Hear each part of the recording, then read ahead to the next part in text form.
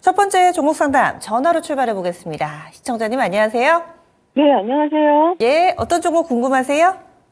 부산 에너빌리티 네, 얼마에 사셨어요? 17943원.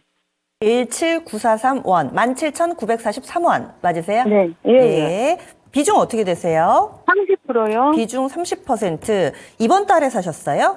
예, 산지 한 일주일밖에 안 됐어요. 아, 그때 어떤 이유로 매수하셨어요? 글쎄, 온전히 공화당이 되든 민주당이 되든 온전히 이슈는 있을 거라고 전문가님께서 들어갔고, 네. 주소 이슈가 좀 나올 것 같은데, 네. 저는 손절할 건 아니고, 목표가하고, 그 목표가 도달 기간, 이거를 좀 알고 싶거든요. 아마 그 방송을 저랑 같이 했던 것 같아요. 왠지 저도 그 내용이 기억이 나거든요. 이 미국의 대선이 얼마 안 남았고 이 부분을 봤을 때 수혜 섹터가 뭔가 그랬더니 그때 같이 하셨던 전문가님이 원전을 얘기를 해주셨던 걸로 기억을 합니다. 그리고 오늘도 원전 관련해서 TF 회의도 진행되고 모멘텀이 최근 많이 나오죠. 시청자님은 목표가가 얼마세요? 글쎄, 목표가가 네. 최고는 23,000원까지 23,000원이요. 그 정도 선으로 보고는 있는데요. 네. 제가 제 생각이고 하여튼 이게 손절은 안 해도 되는 건지 그것도 좀 궁금하고 네. 목표가도 궁금하고 목표가 도달 기간 도달 이런 게 기간. 좀 궁금해요. 예, 알겠습니다. 저희 두루두루 볼게요. 일단 전화 끊지 마세요. 네. 예. 사고 바로 올라가면 괜찮은데 사자마자 반응이 없이 미지근하면서 뒷걸음질 치면 그때 그 시기가 참 어렵습니다. 아마 시청자님도 그러신 것 같은데요. 모멘텀이 많다고 해서 들어갔는데 지금 아주 약간이긴 하지만 그래도 손실 구간이세요. 비중 30%입니다. 전체적인 가격 전략과 이 종목 잘 샀는지 앞으로 정말 전망이 좋은 건지 다시 한번 확인하고 싶으신 것 같은데 김 대표님 의견 어떠신가요? 사실 이제 두산 에너빌리티 같은 경우는 굉장히 전망이 깊다라고 저도 자주 언급을 했던 종목이고요. 아마 많은 분들이 가장 기대를 하는 종목 중 하나가 또 두산 에너빌리티가 아닐까라고 저는 보고 있습니다.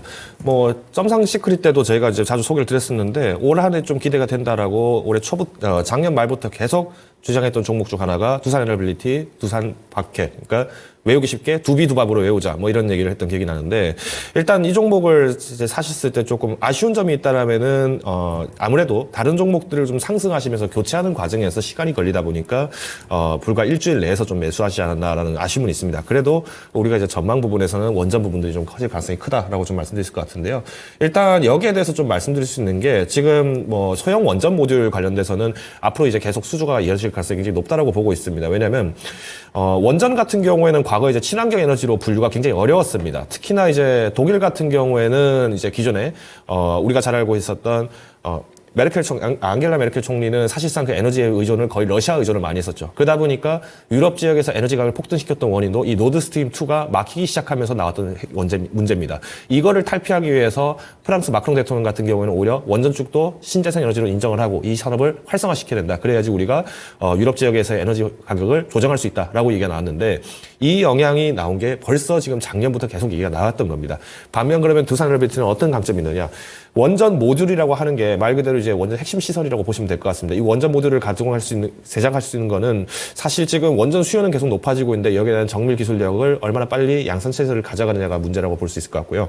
이런 부분에서 봤을 때 두산 에너빌리티는 지금 차후 목표 설정이 어떻게 되냐면은 소형 원전 모듈을 파운드리를 하는 기업으로 발돋움 하겠다라는 얘기까지 나왔습니다. 그만큼 지금 앞으로는 신재생 에너지에서도 원전 부분도 포함될 가능성이 크다라고 좀 말씀드릴 수 있을 것 같고요. 작년 12월 이후에서도 이 소형 원전 모듈에 대해서도 지지 표명을 한 바가 있습니다.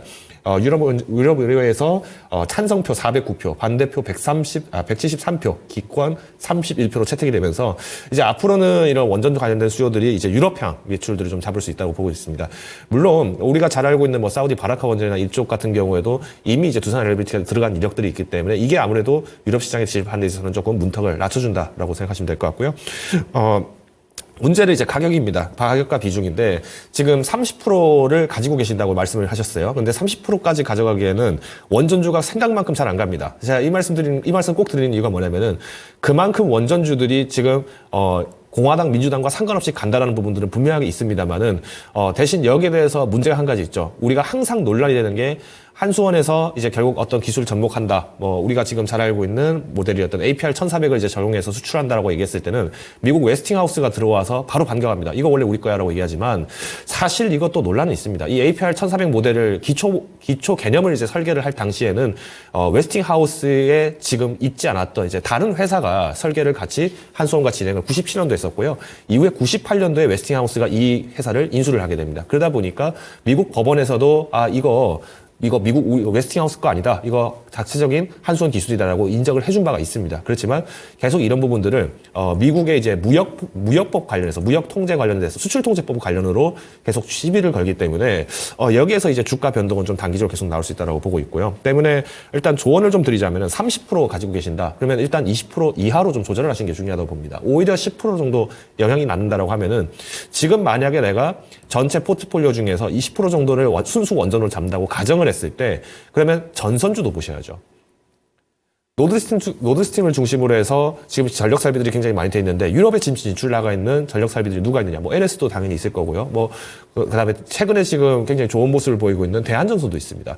작년 12월 말에 독일에서 600억 정도의 초과 프로젝트를 이제 수주를 한 바가 있는데 대한전선이 이제 과거에는 좀 안 좋은 모습들을 좀 많이 보였었죠. 이런 것까지 좀 감안해 보신다면은 결국에는 가격에 대한 메리트까지도 좀 부담을 하셨을 때는 조금 비중에 대한 낮춘 게 필요하다 정도로 이야기를 드리겠습니다. 그래서 1차 목표가는 2만 원 선입니다. 그러니까 지금 최근에 좀 주가가 그래도 17,000원 선을 17,000원 돌파하면서 어느 정도 가격이 지금 다져가고 있는 상황인데 그만큼 이제 실적 부분들의 가동은 기대가 된다라고 보시면 될 것 같고요. 오히려 2만 원 선에 대한 돌파를 상반기 내에서 도달할 수 있는 이 부분이 가장 핵심입니다. 그래서 이번 1분기 실적이 발표가 됐을 때가 어떻게 보면 분기점이 될 것이다. 그래서 조금 1분기 때는 조금 폭발적인 성장을 하기 좀 어렵다고 보고 있지만은 2분기 이후부터 이제 원전 수주에 대한 기대감들 조금 높일 수 있지 않을까라고 전망하고 있습니다. 네. 그러면 10% 비중 축소는 지금 당장 현재 가격인가요? 아니면은 저는 오히려 지금 당장이라도 10% 정도는 조정을 하셔야 된다고 봅니다. 30% 정도로 가져가시기에는 지금 10% 정도 현금 부여를 하시는 게 맞다고 보고 있습니다. 예. 시청자님, 이렇게 해서 답을 드렸는데요. 더 궁금하신 점 없으세요? 네. 예. 예, 목표가 말씀해 주셨고, 그럼 손절은 안 하고, 네. 그냥 그거에서 비중 10%만 축소만. 줄이면 되는 건가요? 만약에 손절을 하겠다라고 하시면은, 뭐 지금 뭐 신용잔고 의존율이 많이 높으시지 않으시다면은 뭐 구태여 손절하실 필요는 없는데, 대신 이제 아까 말씀드린 것처럼 원전주들이 또 조명을 받기까지 좀 시간이 걸립니다. 그래서, 일단 17,000원 선을 1차 손절 라인으로 잡으십시오. 그래서 이때 당시에 만약에 이탈을 했을 때, 지금 시장 자체가 안 좋아서 빠진 건지, 아니면 종목이 안 좋아서 빠진 것인지는 반드시 점검을 하셔야 되고요. 만약에 시장이 잘 가는데 이 종목만 안 가더라고 하면은 이때는 조금 기다리셔도 된다고 봅니다. 다만, 비중 조절은 반드시 이 1차 손절가 가격에서는 못 하셔도 꼭 한 번 정도는 미리 하시는 게 좋다라고 말씀드리겠습니다. 네. 시청자님, 그래서 위아래로 타이트하게 좀 잡아드렸으니까요. 꼼꼼하게 보시고 대응해 주세요. 전문가님 성함을 안 적어갖고요. 네. 주식회사 플래처의 김덕호 대표입니다. 김덕호 대표님. 예. 저희 방송에서도 또 자주 네. 함께하고 매주 금요일 진짜 쉬운 진단 출연해 주시니까요. 참고해 주세요. 네, 오늘 진단 감사드립니다. 예. 잘 대응해 보시기 바랍니다.